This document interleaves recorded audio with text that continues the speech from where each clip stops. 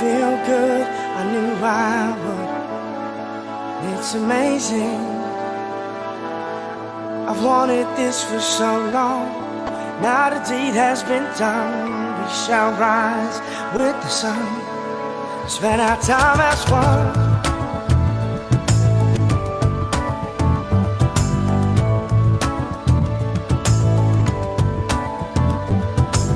Now there is no sin in anything, and it's amazing. I love life, I hope you do too, 'cause I love everything, it's all amazing. I feel new, do you feel new? I understand when they say we're born again, 'cause I've been born again, I'm born again, and it's amazing, it's the best thing, it's glorious, it's life-changing, this feeling, it's amazing, it's the best thing, it's glorious, it's life-changing, this feeling.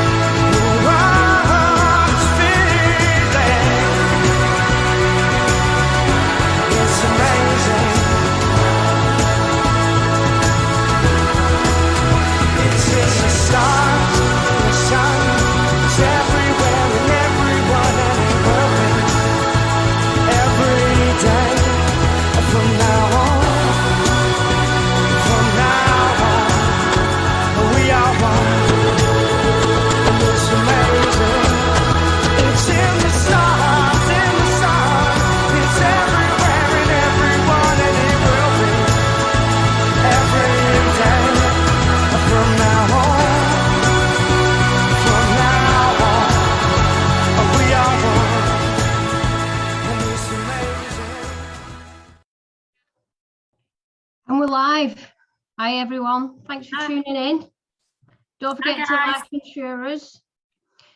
We've got some really amazing guests. Unfortunately, one of our guests couldn't be here tonight, but it's still going to be a fabulous show. So this is my co-host, Sarah. Say hello, Sarah. Hi guys. So we're just been on for a while. Yeah, we haven't, have we? No. So we're just going to introduce our guests. Do you want to introduce them, Sarah? Yep, so first up we've got Rachel Coop from BBO. Hi Rachel. Hello, thank you for having me. Fabulous. And we've got the lovely Jenny Chapman. Hi Jen. Hey, thanks for having me. We've got the ever wonderful Fred Mansfield. Hello everyone. And the very beautiful Nicole Bewley. Hi everyone, thank you for having me. Excellent. I'm just looking down the comments. We've got lots of people joining already. Hi to Wade Rushton, Pamela Lewis, Leanne Moore, Gina King, Phil Daly. We've got lots of people. Don't forget, guys, to keep liking and sharing. We want to get this out to as many different people as possible. Like Bev said, we've got a great show tonight. Some talents from some beautiful people. We've got other things going on. You know, this should be really informative. Lots of things to hear. And hopefully, you know, lots of new places for you to get some support. Yeah, I'd just like to say as well, we've got Chris Rowlands watching. He's always first on to watch, and Chris is going to be one of our volunteers in St. Anne's. So, hiya, Chris. You're always supporting us. Thank you very much. I think Chris's actual hello was "Sup, guys." So, sup, Chris. That was me being down with the kids there. All right, is that what it were? Okay then. So let's get the show rolling, shall we? So we've got our lovely Jenny, who's going to start us off with a Adele song, I believe. So in your own time, Jenny, take it away.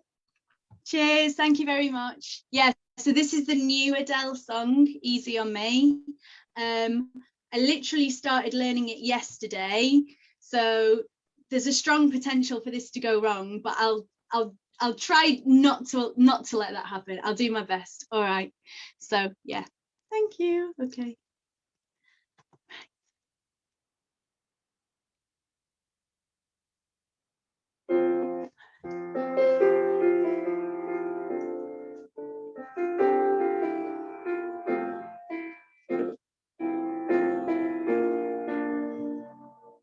There ain't no gold in this river that I've been washing my hands in forever. I know there is hope in these waters, but I can't bring myself to swim when I am drowning in this silence. Baby, let me in. Go easy on me, baby. I was still a child, didn't get the chance to feel the world around me. Had no time to choose, but I chose to do. So go easy on me.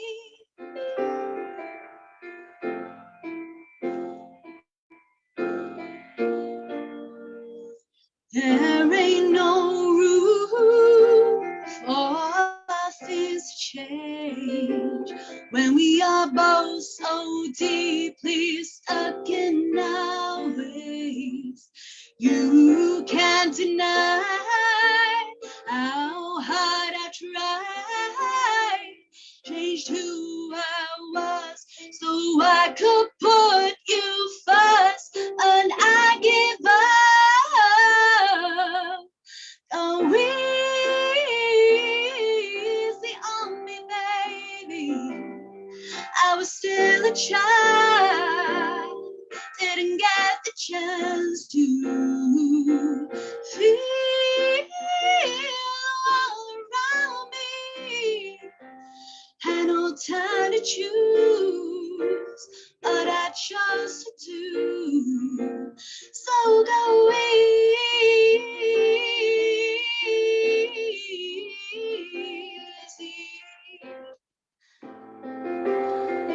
on me. Had good intentions and the highest hopes, but I know right now it probably doesn't even show. Go easy for me, baby. I was still a child, didn't get the chance to feel all around me. Had no time to choose what I chose to do. So go easy on me.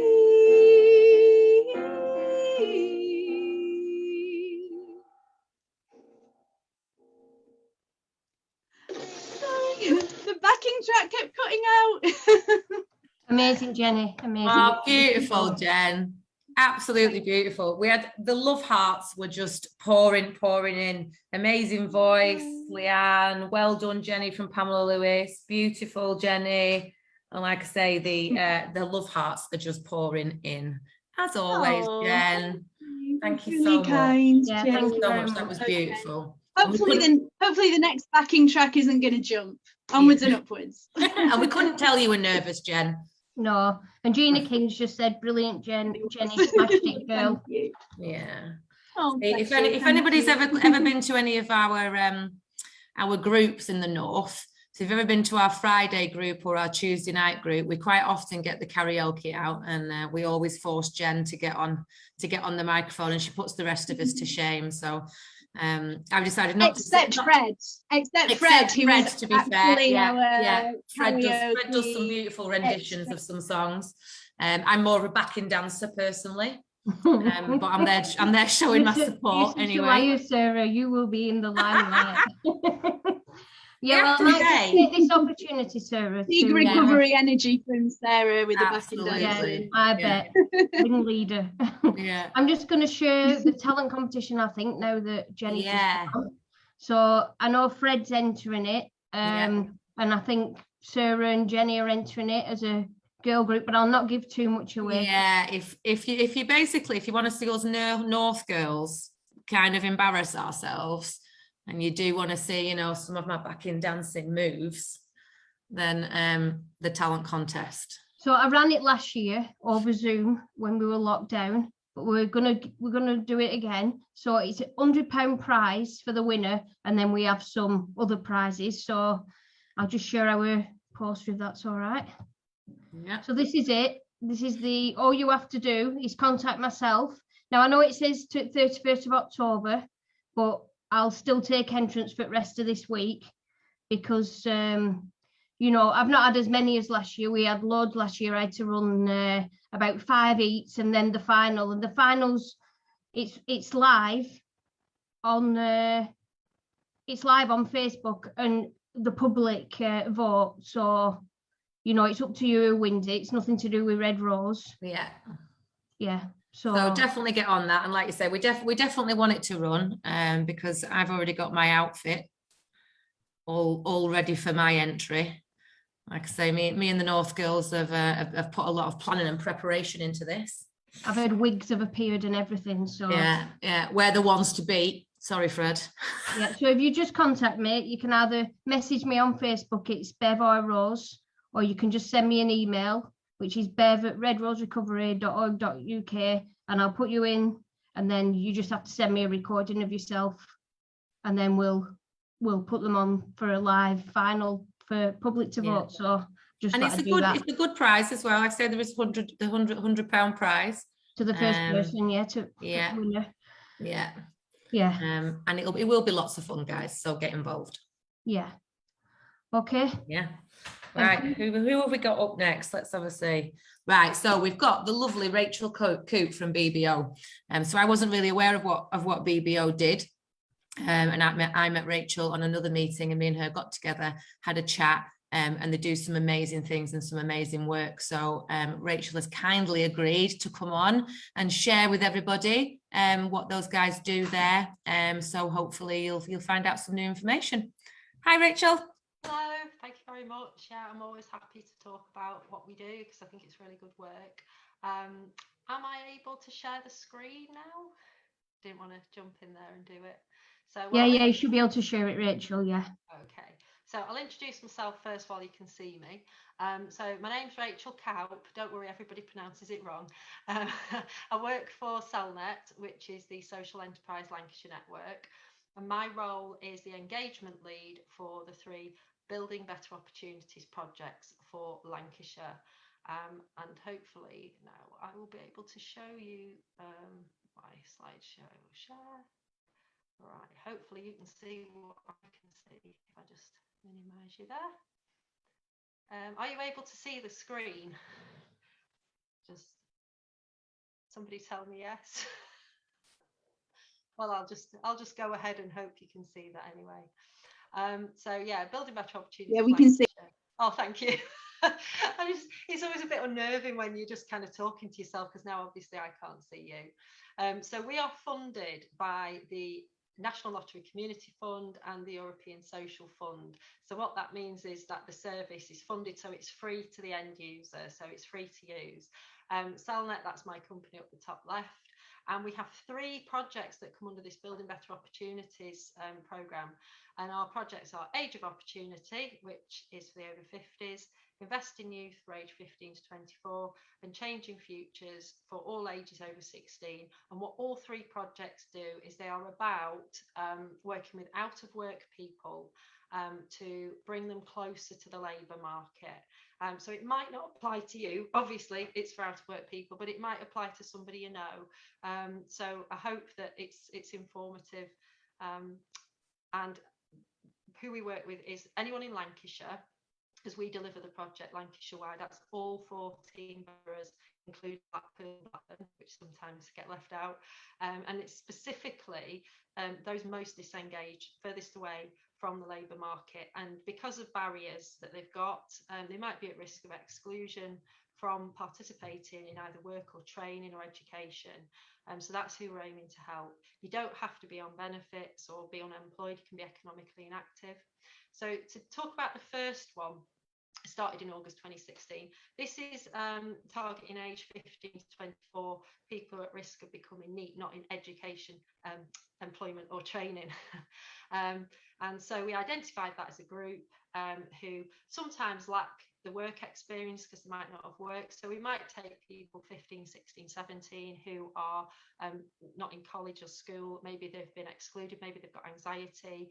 So things in their lives are going on that makes them not able to access education. But then we also pick them up at, maybe 21, 22, 23. Maybe by that point they've got a partner and maybe a baby, and suddenly they've got responsibilities and they want to turn their life around, and they just don't know how, because they've left school without qualifications, or because they've maybe got a disability or got mental health problems. So they're people that we are looking to support.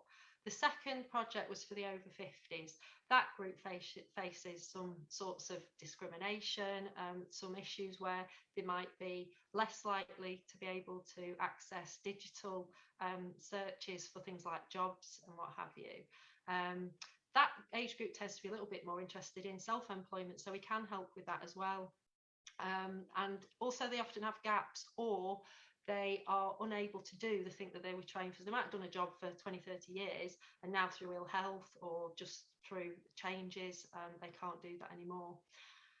Then 6 months later, we brought in Changing Futures. Now, this project is quite interesting because it's all ages, 16 plus, and we brought this in to help people with most multiple and complex barriers. And we brought more partners in at this stage. So our project is delivered through it's by key workers who work within other organisations, so it gets a bit complicated there. But the sorts of things we're dealing with here can be multiple problems that are stopping people from being able to move forward and actually sort of get into job search. I think I've got a list of those here.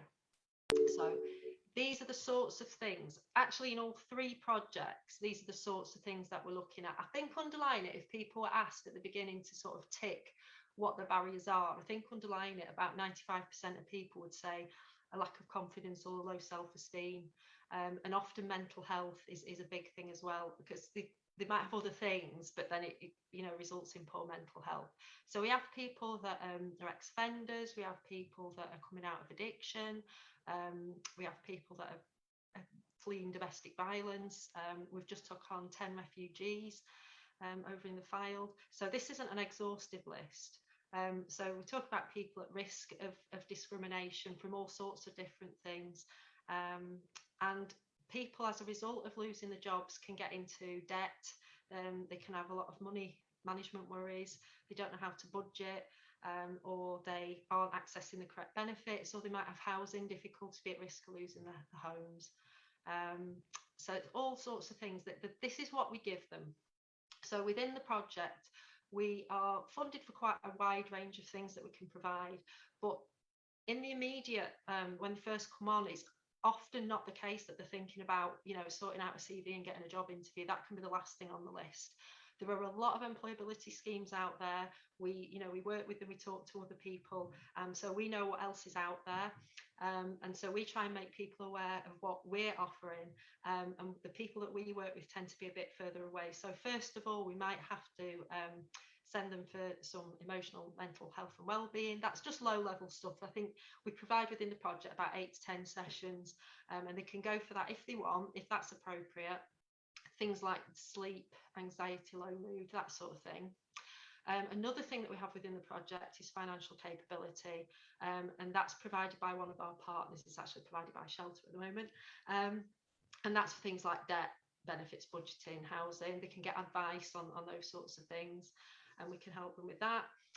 We can also provide childcare on the Changing Futures project if they need to go for a meeting or an interview, or to get advice, and they've got like a 2-year-old crawling on the knee. We can set up a creche so that that's not an issue, because again that becomes a barrier. And then kind of it's almost like a Maslow's hierarchy, like a sort of pyramid that you're kind of working up towards getting the job, and the job's at the top, or training or education. So at the end, we're looking at employability around skills such as digital.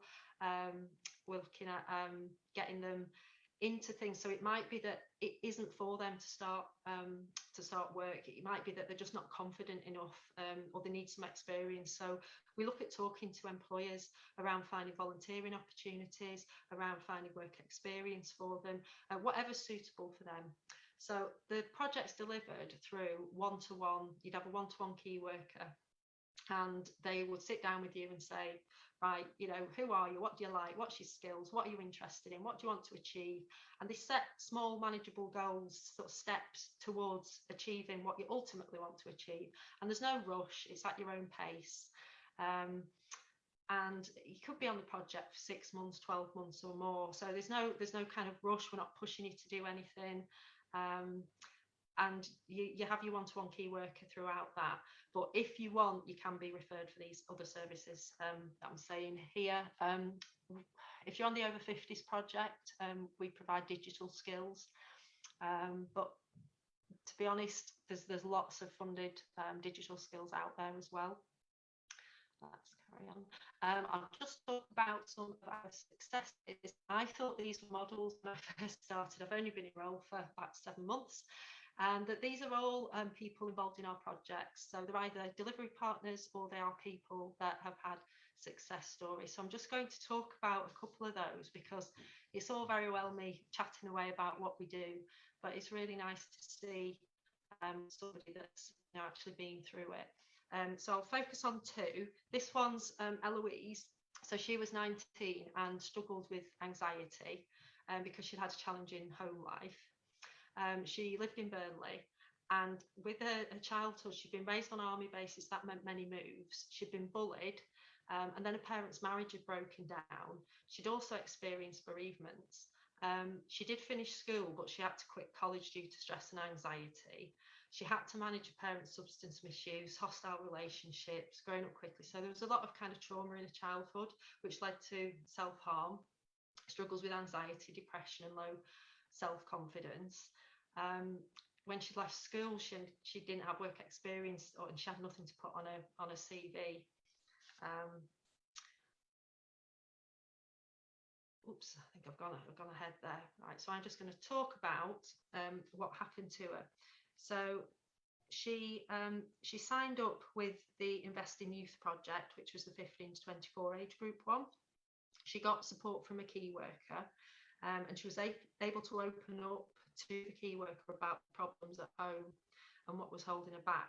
The key worker made a referral for the emotional health and wellbeing support that I just mentioned, and they helped her to manage her anxiety and to develop coping mechanisms to improve her mental health. She had one-to-one support to develop a CV, and they did practice interviews with her, and she attended a short course which helped fast track her into her first job. But on the first day of a new job, she was thrown out of home. So newly homeless, her one-to-one key worker helped her secure accommodation at Safe Space and then apply for independent accommodation for her own flat. The key worker helped her manage with paying her bills and provided mentoring that complemented the support from Child Action Northwest, who provided the emotional health and wellbeing. She successfully applied to a bicycle scheme for transport to work, so she could get there. And the partnership approach resulted in Eloise securing her first job, having better mental health, living independently, and being able to budget and manage her own finances, and having a positive future ahead of her. This is the quote from her, that she'd been surrounded by death and bad relationships her entire life. She'd moved around a lot. Her family life was atrocious and she felt trapped. The project really helped. She said she didn't know where she'd be without it. And that is a comment that we get from a lot of our project participants. Everything Louise and Sarah have done, they were the key workers, is amazing. They helped me realise I need to put myself first and be kinder to myself, and it's completely changed my life around. So that was her months she was on the project. Now, there's another one here, which I'm going to skip past just because I don't think I've got time.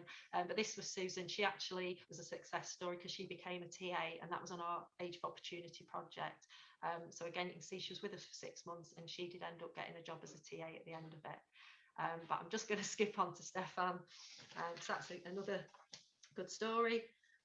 So Stefan was 53 when he came onto the project, and he went onto the Changing Futures project. He'd struggled with alcoholism for years. He came from Blackburn, and he got behind on his rent payments.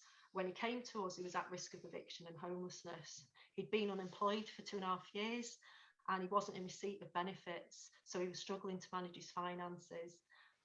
He had skills gaps, particularly around IT and digital, and had no access to online services. Because of the drinking, he'd sort of alienated his family, lost contact with them, and he had a limited social network.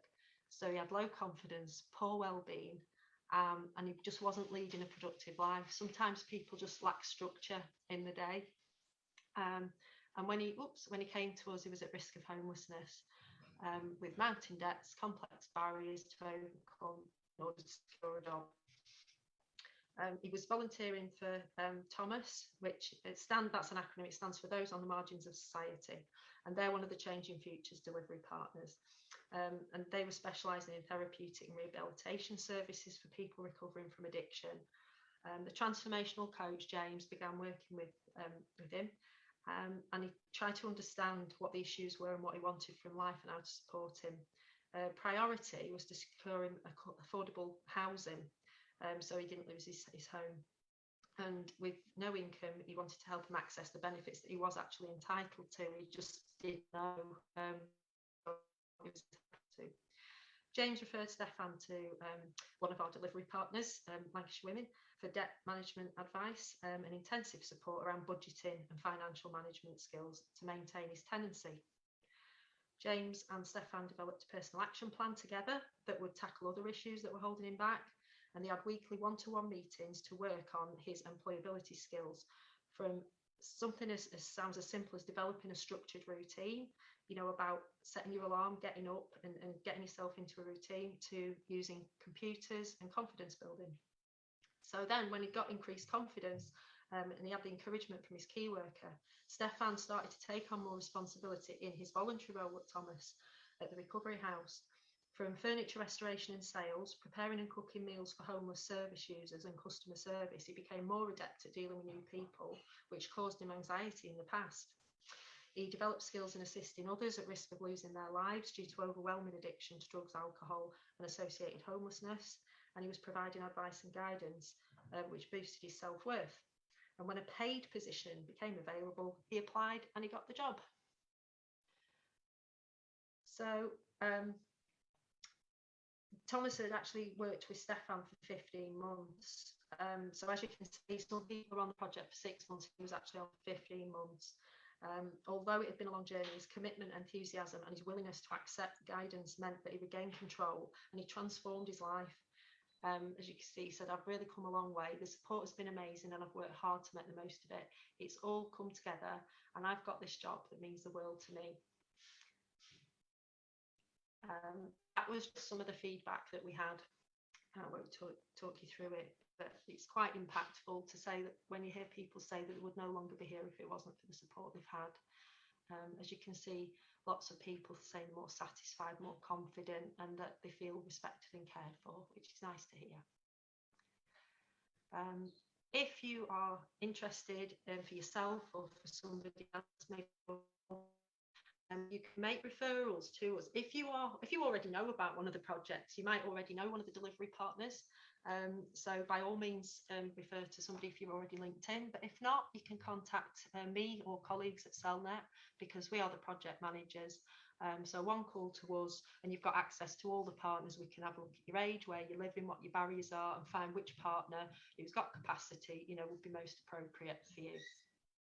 So that's all our details. Yeah. Any questions? Anybody still there? Are you all logged up? Yeah, do you want to just stop sharing your screen, please? Oh, yes, sorry, I forgot that. Hang on. Oh, where have I gone? Stop. My mouse is disappearing. There we go. Ooh. That was amazing, Rachel. Thank you. We had so many questions coming through. Lots of people, you know, thinking that this was amazing and really exciting, and how inspiring those stories are. People asking, where's the project located? Well, I myself live in Preston. My office is also in Preston, but we cover the whole of Lancashire. Yeah. So for the first few months of my job, I was just sitting at home doing Zoom meetings. Yeah, like all of us. Yeah, it's been great. I've spent like a whole day in Burnley, a whole day in Blackburn. I've been to Nelson. I was in Blackpool twice last week. I'm in Blackpool again next week. And sometimes I actually go out in Preston where I live.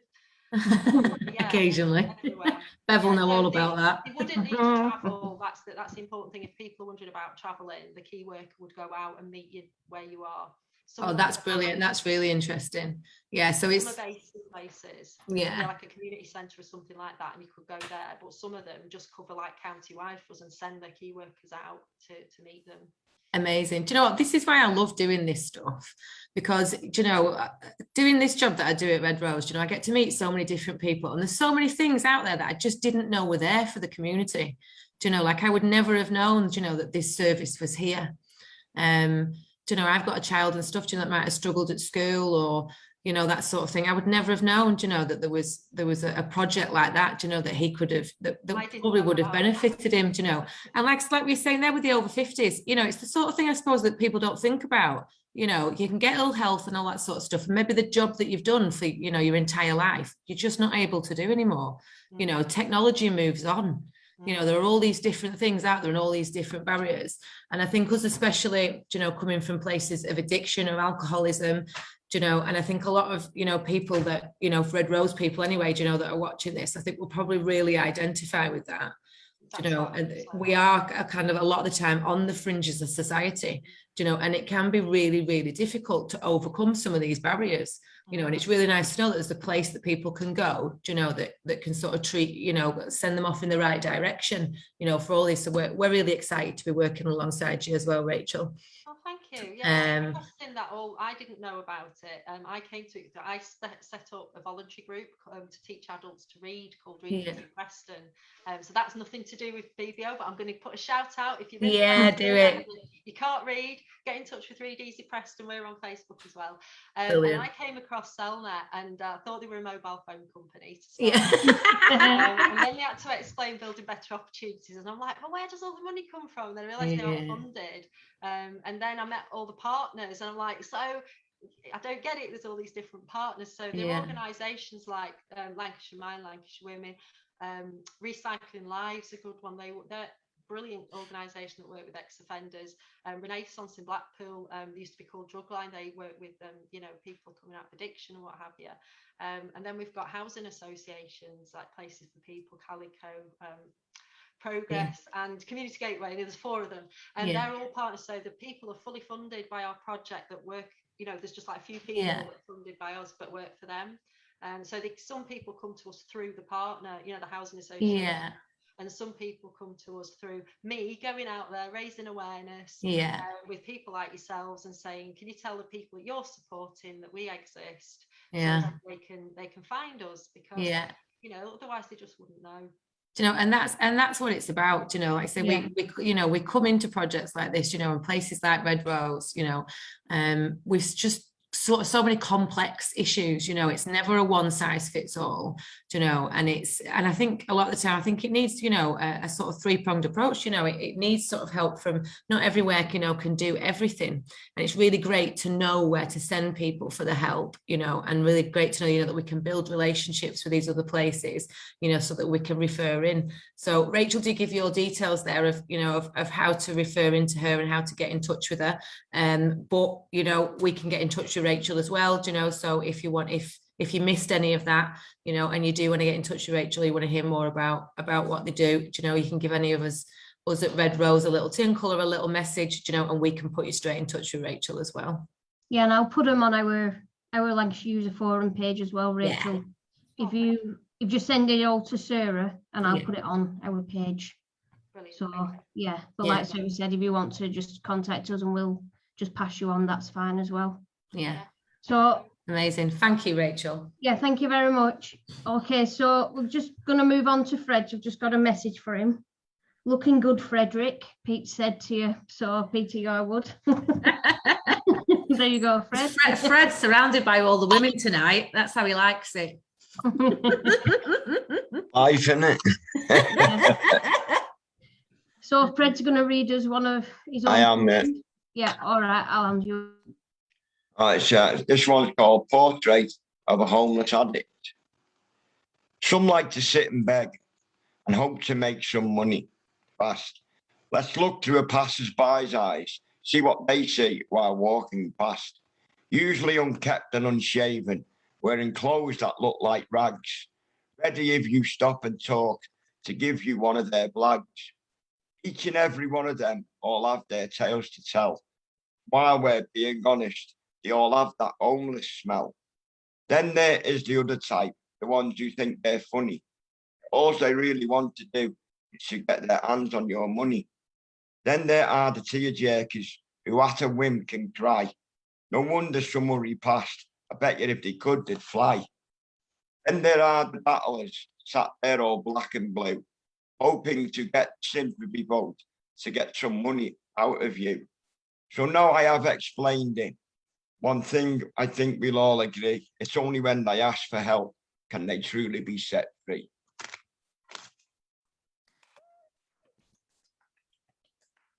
Amazing, Fred. Yeah, well done, Fred. Oh, I love your poems, Fred. That was Yeah. amazing.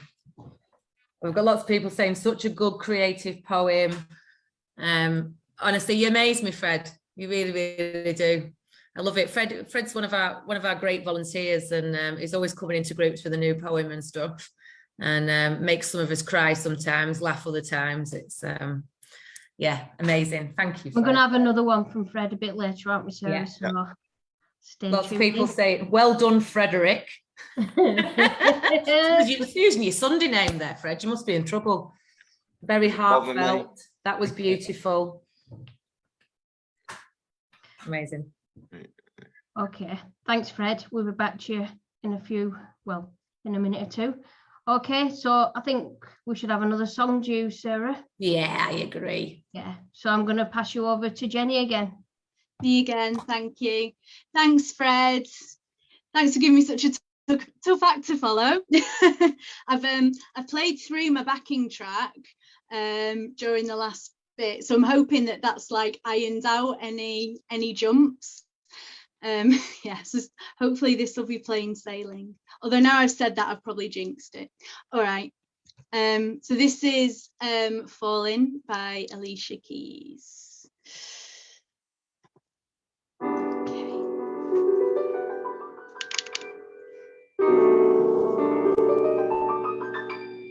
I keep on falling in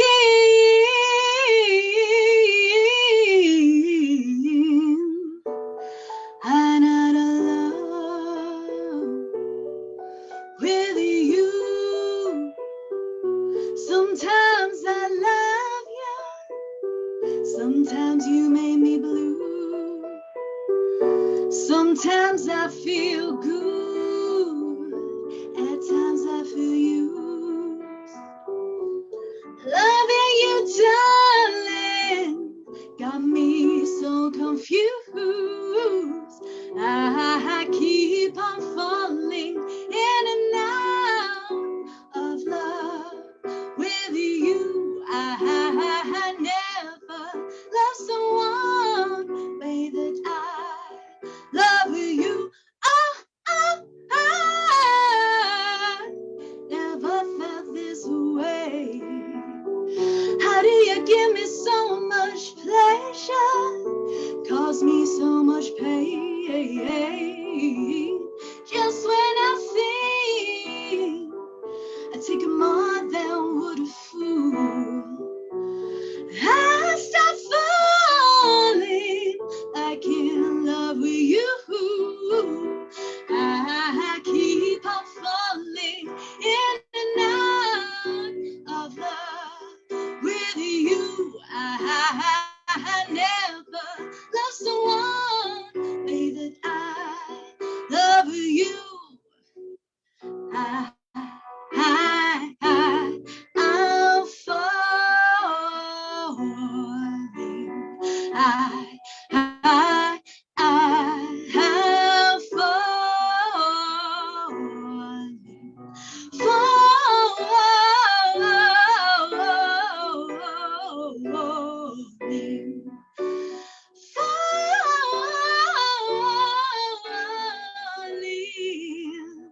I keep on falling in and out of love with you.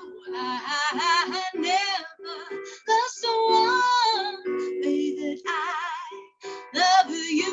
I keep on falling in and out with you. I never lost someone way that I love you.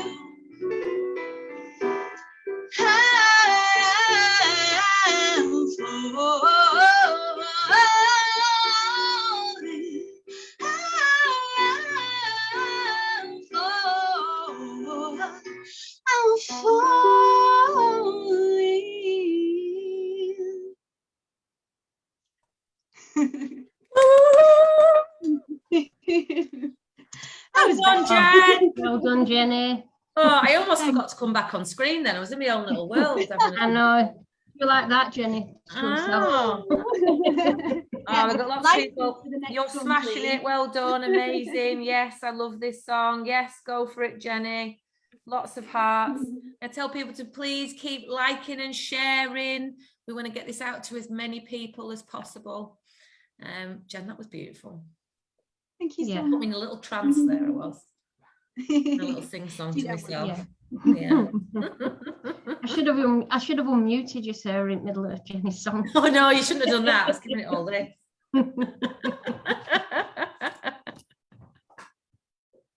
I would have ruined the whole thing. Oh, right. What have we got next, Bev? We've got Nicole next, Sarah. We've got Nicole. Now, the lovely Nicole Bewley is a very good friend of mine who has agreed to come on and do this and share a bit of her journey through addiction and getting sober and living the beautiful life that she does now. So I really appreciate you doing this, Nicole. Thank you very much. We'll pass you over. You're so welcome. Thanks for having me. So, hi guys, I'm Nicole and I am a sober coach for women. I'm going to go on to a little bit later kind of what that means and what it is that I do. But I thought, I'd start by talking a little bit about how I ended up getting sober and overcoming my own addictions with alcohol. So I think I'm about 16 months sober now. I feel like I totally have lost track with it. I don't even really count it anymore. I think once I got to a year, it was like, that was just such an achievement. I kind of forgot about it after that, to be honest. But yeah. And if you just sort of said to me 18 months ago that I was going to be sat, here today, that like 16 months sober, running my own business, helping other people get sober, in a healthy relationship now, which also I never ever thought that was possible either, I would have just laughed, because not only did I not think that was possible, there was absolutely no way that I ever thought that I would want to get sober, because I was just so in love with alcohol. Like, for me, it was just like a toxic love affair. I loved how it made me feel. I loved who I became when I drank. I became, like this fun, sexy party girl, compared to, the anxious kind of awkward girl that I was when I was sober. And that was kind of who I was when I was, younger, this anxious, shy, awkward kind of teenager. So once I started drinking, which was around 17, I realised that it gave me what I thought was confidence, because I was then able to talk to people and I was able to talk to boys, and that was like so exciting because I'd never been able to do that before. And so yeah, that just became how I socialized, was just by drinking. It was the only way I knew how to socialize, and because I was just so shy and awkward without it. And I did become quickly quite aware that how I was drinking compared to how everyone else my age group was drinking just wasn't normal. Like, I could see how I think I knew that I felt differently about it than like my friends did. I knew, like, to me, it was just like such this amazing thing, but it was also like, it was a secret how amazing it was for me. By the time I was 19, I'd gone to university at this point, which I then dropped out of because my party girls got in the way. But yeah, I was drinking kind of every day there, and I was drinking alone, which I knew for a 19-year-old girl just wasn't normal. To be sat in my little dorm room drinking, you know, a 3-litre bottle of cider every night on my own, you know, this just wasn't normal. So instead of kind of looking at, you know, my alcohol or like myself, what I did was I changed my environment. So I come back home and I started drinking in the pub every night instead, because that was normal then, because I was sat with a load of other people who thought that was normal, because these were like, you know, alcoholics and things like that. So no one then questioned it. No, I didn't question myself. I didn't look at my own drinking.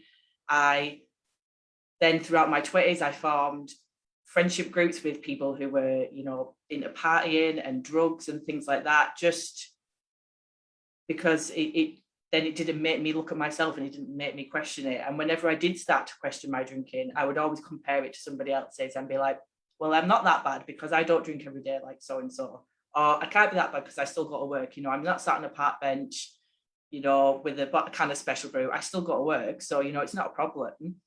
And it was all just this way of me. All this was just so I didn't have to let it go, and I didn't have to change because I didn't want to. Essentially, and, you know, I knew I didn't want to keep waking up with hangovers and feeling like crap and things like that, but I didn't really want to change, because, like I say, I'd had this toxic love affair with it, and I kept just thinking, if I just try a little bit harder, if, you know, I try and control it a little bit more, it'll be fine, and it'll go back to how it was, and I'll still be able to go out, but I'll still be able to go to work and not feel stressed. I'll be able to control it. I'll be able to manage it. And that went on throughout like my entire 20s. I then was in like toxic relationships because of this, attracting other addicts. But these were drug addicts, so they were worse than me. You know how I seen it. I could then hide my alcoholism underneath their addiction. It was always like their addiction was the most important, and that allowed mine just to slide under the radar again much more. So I was attracting these toxic relationships. I was desperately trying to control it and not getting anywhere with it. I didn't drink every day, and I never reached point of physical addiction. I was just much more of a weekend drinker. As soon as I finished work on the Friday, that'd be it. I'd be out, I'd be on it. I'd be on it till Sunday night. And then going into it Monday morning, you know, dry heaving in the toilets, feeling like crap, anxious as anything, not wanting my boss to know, probably stinking a BA sometimes, you know. And this was I kind of thought this was all right in my early 20s, but when I got to like my late 20s, and especially when I turned 30, I was like, you know, you can't keep doing this. My friends had then started to move on. They'd started to, you know, get partners and settle down and have kids and stuff. And I was just like, not stopping. I was just still carrying on, still letting the party carry on when it was clearly over. And it was in kind of 2019 that I was just feeling like just so kind of lost, so kind of disconnected from my life and everyone around me, feeling really depressed. I was trying loads of things to try and make myself feel better, but nothing was really working. I kept in the back of my head thinking what was going to fix me, what was going to make me feel better was if I got into a new relationship. So I was desperately out on the dating sites trying to find some man to go out with me, but obviously because I was drinking all the time, I was just repelling them. And what kind of happened, I honestly still don't know really what changed for me, but it was like lockdown happened and I lived on my own, and I was basically, when we went into the first lockdown, I couldn't keep running away from myself then. I was forced to sit in the house on my own, and I was forced to deal with what was going on with me. I couldn't go to the pub and escape. You know, I couldn't go and see people to escape from myself. I had to just sit with myself. And what I found was I felt the most peaceful and happy and content that I'd ever felt in my entire life. And I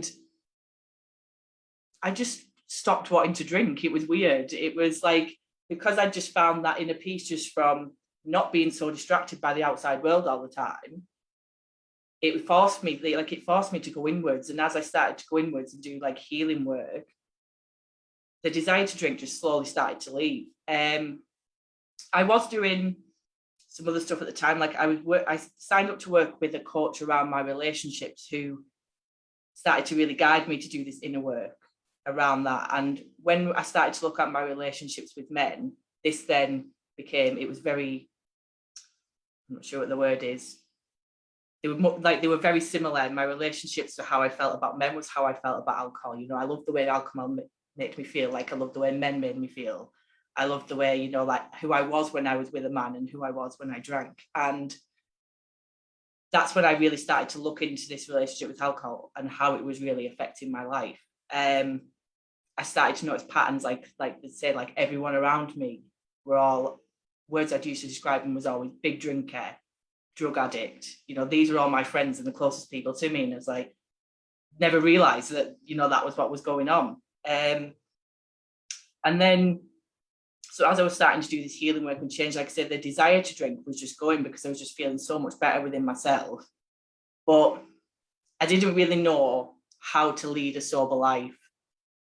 I didn't know what do sober people do? You know, like where do they go to meet? You know, if they're not going to the pub, what do they do? How do they have fun? And that's how I ended up reaching out to somebody, and ended up going to the Well Recovery Centre in Barrow. They were doing like online Zoom meetings at the time, and from there went into AA. Absolutely no idea at this point that I was an addict. I just went in because everyone else was doing it. I wanted some friends, really. But then when I started to read the big book and started to read about, you know, how it was once you'd had this one drink, it was just, you were just off. And I thought, yeah, that's me. And them 3 words, restless, irritable, and discontent, I thought, yeah, if that was 3 words to describe me, that'd be the 3 words I used. Yeah, restless is probably the one I struggle the most with, but even now, it's so hard for me to not be restless. I always feel like I have to be doing something. I have to be on the go all the time. And learning how to kind of like rest and just settle myself has probably been like the biggest challenge. And one of the things, like this was like when I was in like the 12-step program, I was doing like coaching on the side. I was training to be a coach and I was being coached myself, which is how then I got into sobriety coaching. And what we were kind of looking at is how like the patterns from our childhood we can recreate then in our adult life. So this was what was kind of going on in my relationships and with alcohol. Is my childhood was very chaotic. It was very unstable. It was a very unhappy childhood, because, you know, my parents were in an unhappy marriage. They were arguing all the time.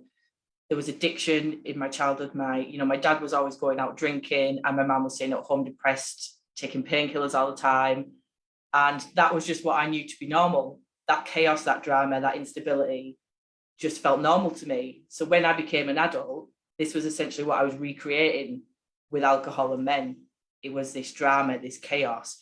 Even though, you know, it was rubbish, it was what felt normal to me. And anything that was kind of healthy, anything that was like calm and peaceful or healthy was just like, oh, this just doesn't feel right. So my body, like this is going on at like a subconscious level. It's like my body is like, no, this doesn't feel good. So it will retreat back to what it knows, which is chaos, drama, instability. Even though this is so unhealthy for us. And this is kind of like what I do in my work is I go back with the client to look at what maybe patterns they've got from their childhood that they're recreating with their alcohol, so we can look to change that. That's kind of like one of the first steps that we would go through, is looking at what alcohol is actually creating in your life. Because for me, I thought, you know, it was creating things like fun, but, you know, being hungover and dry heaving every Sunday, you know, that's really not fun. You know, and it's getting them to look at the words and the language that you're using around alcohol and then like question it, you know, is that really true? Are you really having fun when you're dry heaving on a Sunday? Because I bet you're not. And then, you know, it was things like for me, like, you know, it made me feel like sexy and stuff like that when I hadn't had a drink. And I was like, so walking around with stick in my head, not making any kind of sense is sexy, is it? You know, men really find that attractive because it doesn't seem to be working. you know, and having to kind of question all these beliefs that I had about who I was and what alcohol was doing for me, you know. When you think, oh, it helps to not stress me out. But, you know, going to work on a Monday morning when I've been up for 3 days on a bender, you know, that's stressing me out. That's, you know, it's not creating the peace and serenity that what I'm really craving. And then what, you know, so once we kind of figure out what it is that, you know, you're actually wanting to get from the alcohol, how you think alcohol's making you feel, where do you think it's getting you from? So it's almost like where you're thinking it's an A to B point. So if you're feeling stressed out, you'll have a drink to make you feel less stressed. So that's essentially what you're wanting. You're wanting to feel less stressed. So how can we make you feel less stressed without picking up a drink? What other things can we put in place to take you from that A to B point? And then obviously supporting them through this process, because it's going to feel unnatural, because your brain will always go for what it knows, what's familiar. It goes for that path of least resistance. And the path of least resistance up until, you know, you start doing this work, will always be picking up that drink, because that's what you know. It's a habit.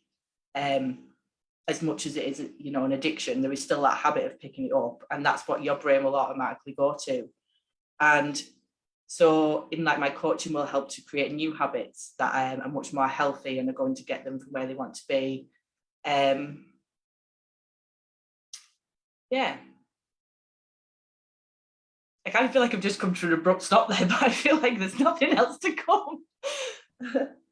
That was great, Nicole. Thank you, guys.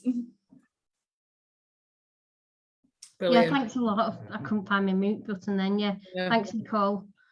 Amazing. This will make you smile. I'm reading some of the comments and it says, Nicole, you definitely don't look over 30. Oh, thank you. Yeah, see, I knew you'd like that one, Nicole. Yeah, I don't act it either. No. We've got people here saying, wow, what an inspiration Nicole is. I can relate to her so much. Thanks for sharing, Nicole. Lots of love hearts and stuff as well. Yeah, thanks for being part of my journey as well, Nicole. Do you know, I really appreciate your friendship, and Nicole is one of my sober sisters. You know, me and Nicole sort of got sober around roughly the same time. We went through that journey step 4 together. Yeah, we did. Yeah. I work a 12-step program as well personally, and Nicole was definitely there to, you know, sort of support each other and complain when we were going through that process. Yeah.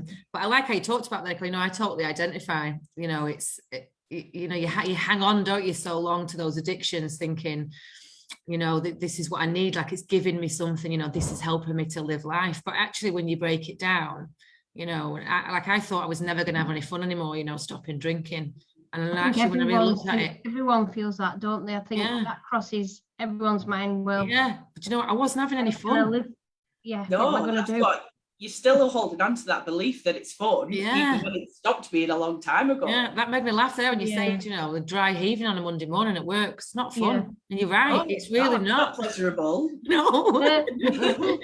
Oh, that's sick breath. Yeah. Oh, I definitely don't miss it. I really don't. I like how you're saying there as well, you know, you do have to change, you know, so many things around you. Do you know what I mean? Your associations. Do you know what I mean? That sort of thing. You know, you have got to create that recovery community for yourself, haven't you? To know, you know, surround yourself with the winners, you know, with the people that understand, you know what I mean? With the people that aren't just out there, you know, to party with you, or do you know what I mean? Are there because, you know, being with you justifies their behavior. Because I was exactly the same. Do you know, I sort of stuck with people, you know, that weren't going to shine a light on my shit, basically. You know, because they were doing it themselves. You know, nobody wants to look at themselves, but ultimately we've sort of got to, you know, and it can be really painful, but do you know what, there's beauty on the other side of that, isn't there? So much beauty. I think like one of the other things was like when I, you know, made that decision to get sober and went through it, like it was scary as anything, because if you haven't done it before, you don't know what's on the other side of it. Like I had no idea. And I just thought, but I just like, just go with it. And it was almost like I was so excited because I didn't know. I just kind of went with it. And it's just been like even more amazing than I could ever have imagined. Yeah. I'm sorry if anybody heard that in the background. That's my son wandering about in my house. I look like I'm on phone in his hand listening to some yeah. One of them moments that you see on the blue. I think I need to switch a light on Feel like I'm on I one was of just those thinking, programs. yeah, it's like some Suddenly kind of gone dark spooky for on me. Halloween, Bev. Yeah, that's what it is. Like Joe, it's Bev's not near midnight. in the Anything could haunted happen. house.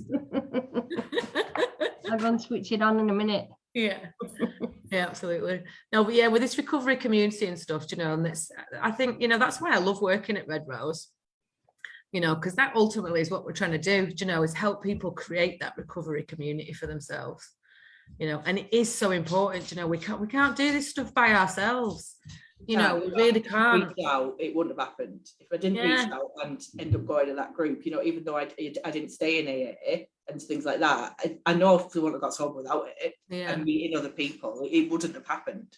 Yeah, because like you say, you've got to change all those associations, haven't you? Do you know what I mean? You've got to reprogram yourself essentially. Yeah, you know, and it's difficult and it's scary, do you know, when it's so much easier, do you know, when you've got somebody else going through it that can hold your hands, basically. Yeah. Do you know? Just that first step in it. Yeah. Yeah, it really is. I need help here, so. It's not that bad as it sounds. I say once you get the first 3 months out of the way, it's brilliant. It's them first 3 months they are challenging. Yeah. It worked for me the first 3 months, but once I cracked that, it was like, right. Yeah. Now the good stuff's going to start happening. Yeah. Now.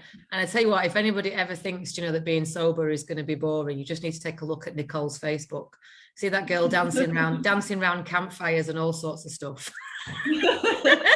I've made a little thing like yesterday that I haven't put out yet, but yeah, that was fun. Brilliant. I thought you were going to say just have to come and see what you lot get up to. Oh well, hey, absolutely. Honestly, our Tuesday night group, especially, you know, honestly, people have actually, because it's right by the canal. I had somebody walk past the other week and shout, "Is this the pub?"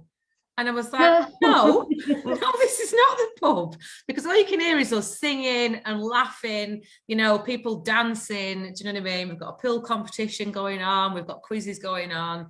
Eating. You know, it's the best fun. You're eating. Yeah, and then more eating.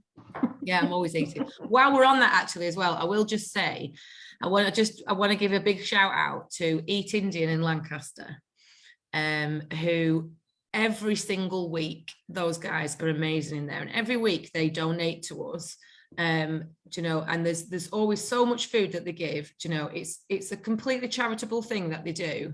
You know, they do it absolutely off their own back, at their own expense. You know, and they do it every single week. So Eat Indian in Lancaster, those guys are absolutely amazing. And do you know what? We couldn't do all the things that we do at Red Rose, you know, without the help and the kindness of other people as well, you know, and it really does sort of restore your faith in humanity sometimes. You know, it really does make me smile. And Dips Donuts as well, in Lancaster. So yeah, if any of that sells tasty, come down to one of our groups. Yeah, we have got a new group running as well. We've got a new group running on a Wednesday. On a Wednesday, it's at Stanley Road Community Centre. Starts at 9 o'clock in the morning. We do a bit of tea and toast to start with, and then it's the 5 Ways to Wellbeing group. So that's on a Wednesday at Stanley Road Community Centre in Morecambe. I think you should do loads of exercise on a Wednesday instead, because you've had buckets of curry on a Tuesday. That's how it should work. We did a last Tuesday night. We had an entire bucket full of jalfrezi. But do you know what the nice thing is as well, though? Do you know that because we have people from, you know, from all sorts of different backgrounds coming, you know, with people that actually are street homeless, you know, people that are using food banks, people that are in sheltered accommodation, all sorts of things, you know, people, you know, have a bit of food with us as well on the night, and generally we'll take some home with us, you know, home with them.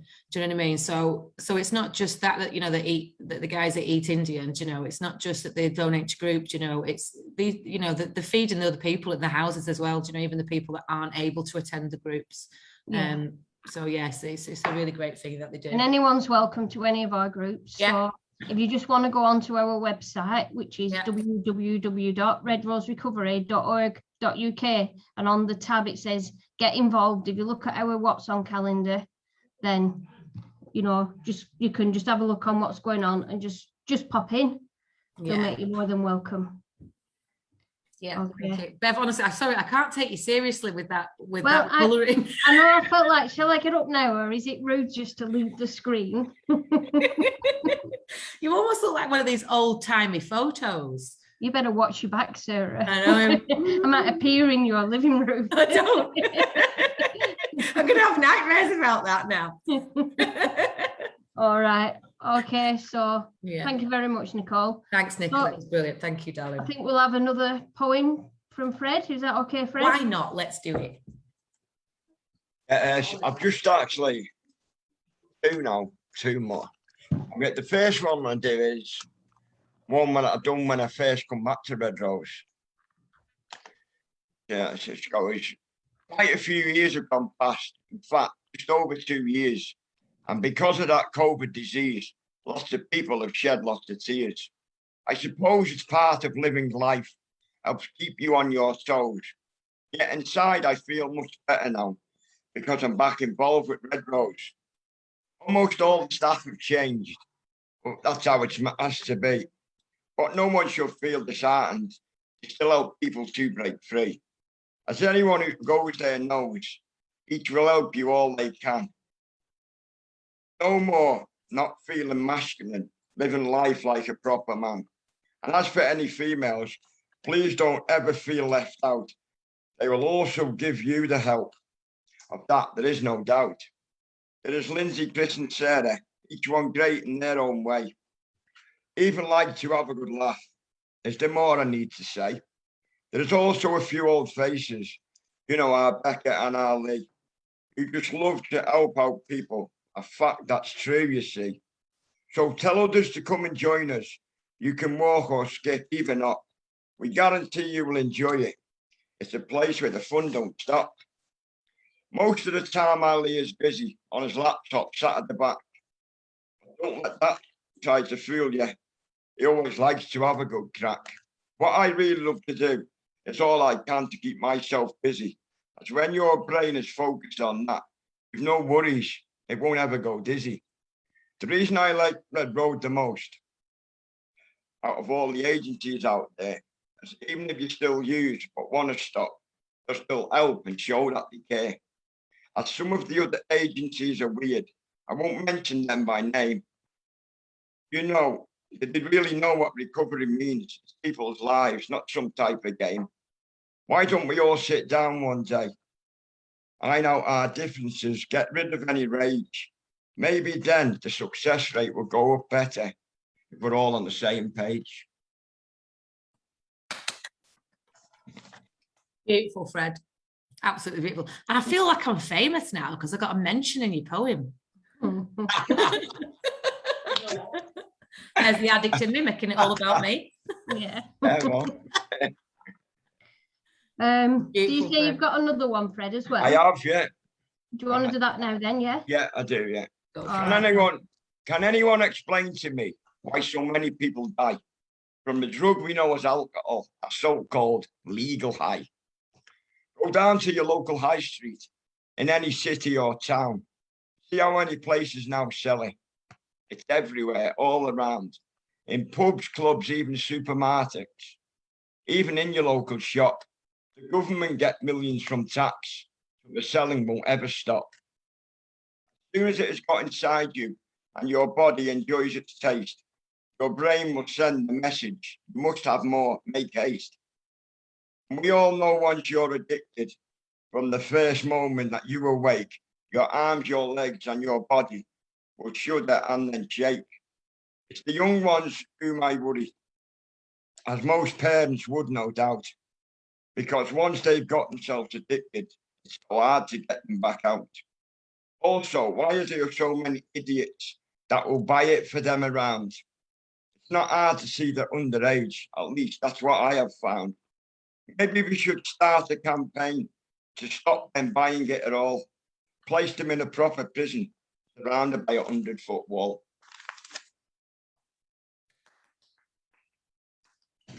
Amazing, Fred.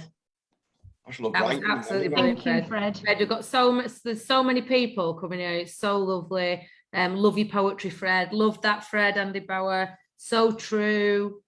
Everybody loves it, Fred. But we knew they were going to, Fred. Everybody loves you. Part of life, isn't it? That's Yeah.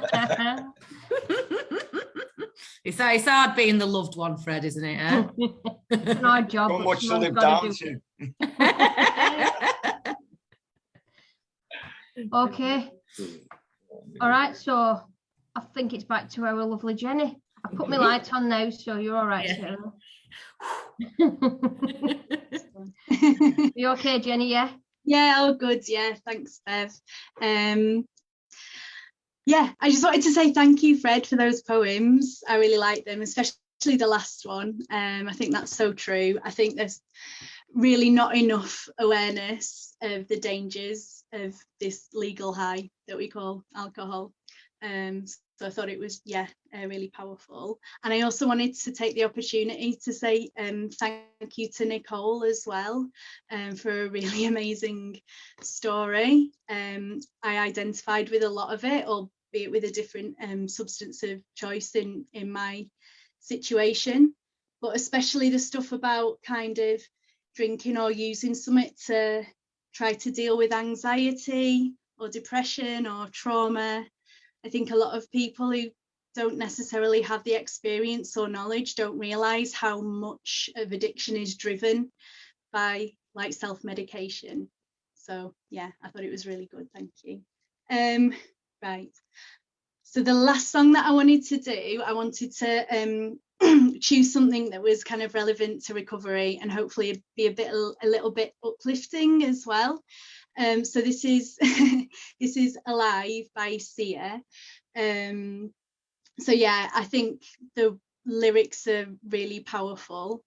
And it's basically all about survival. I think she was sort of writing about kind of adverse childhood experiences and trauma and coming through it and still breathing, and she's still alive. So that's the last one. Okay. Right.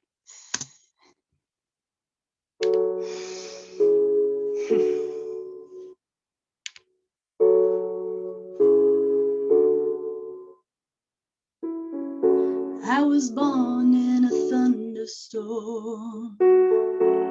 I grew up overnight.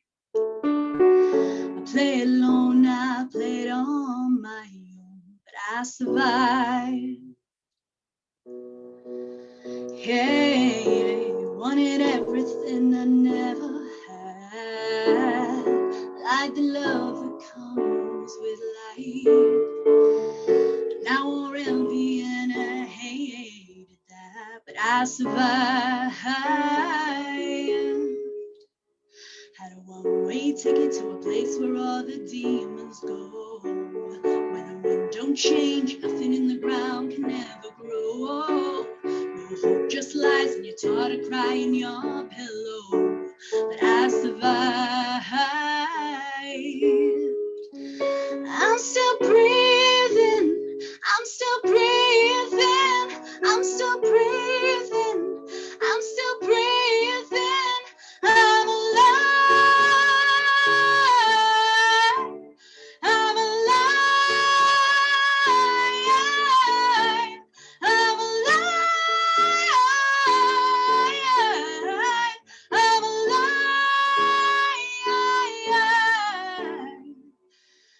And I found solace in the strangest place, way in the back of my mind.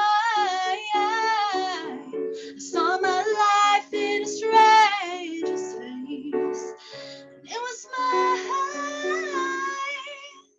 I had a one-way ticket to a place where all the demons go, where the winds don't change and nothing in the ground can ever grow. No hope, just lies, and you cry at night in your pillow. I'll survive. I'm still breathing. I'm still breathing. I'm still breathing. I'm still breathing. I'm alive. I'm alive. I'm alive. I'm alive. Took it all, I'm still breathing. Took it all from me, I'm still breathing. Took it all, I'm still breathing.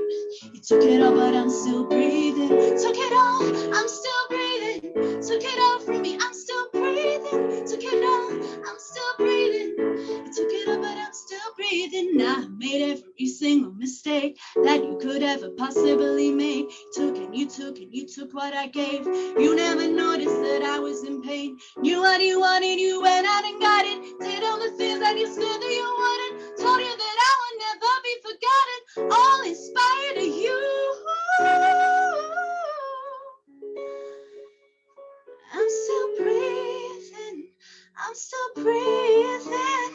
I'm still breathing. I'm still breathing. I'm alive. I'm alive. I'm alive. I'm alive.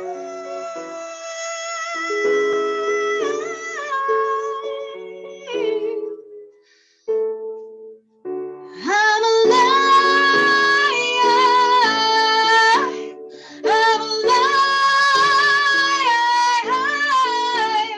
I'm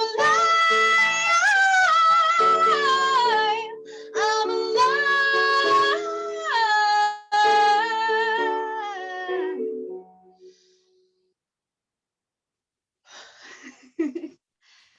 Thank you. Woo, woo, woo, woo.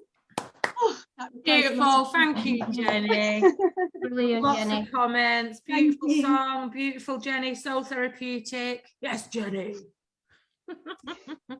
You're a That superstar. song means Thanks, a lot Jen. to me. So yeah, thanks for letting me share it with you. Well, thanks, Jen. Yeah, thank you. Oh, I'm a bit emotional. Yeah, you can tell it meant a lot to you. Yeah. Yeah, it were really good. Thank you very Beautiful. much. Beautiful. Yeah, so I think that's all we've got in it, Sarah, I think it is. I think that's us wrapping up now, guys. unless you want to give us a bit of a song. I'm going to leave it for tonight. Okay, she pretends she don't like singing, but I swear to God she sings everything, don't she? I really do. Sarah actually has a really amazing does. voice. No, Don't let her honestly, don't let her- if I did it live on Facebook, my son would never forgive me. You are actually a good Seriously, singer. though, don't let her tell otherwise. She's No, I like, don't. I hear her all the time. So, Right, well, Red, thanks all right. everybody for being on. yeah, thank you for being on. Yeah, like Sarah just said, and thanks everyone who's watching. Yeah. I know the numbers that are watching aren't as big as they used to be, but if just one person's took something out of this show, then it's worth doing. Absolutely. We'll And be don't back forget, again. you can still continue to like and share, guys. You know, Yeah. like I said, we want to get this out to as many people as possible. Yeah, so keep liking and sharing. And thanks everybody. And happy Halloween. Yeah, happy Halloween. Good Happy night, everyone. Halloween. And everybody try not to dream of Spooky Bev. Do you know what I mean? All right then. On that note, Bye. good night, everyone. Bye everybody. Bye guys. Right, Thank Thank you. you. Thanks.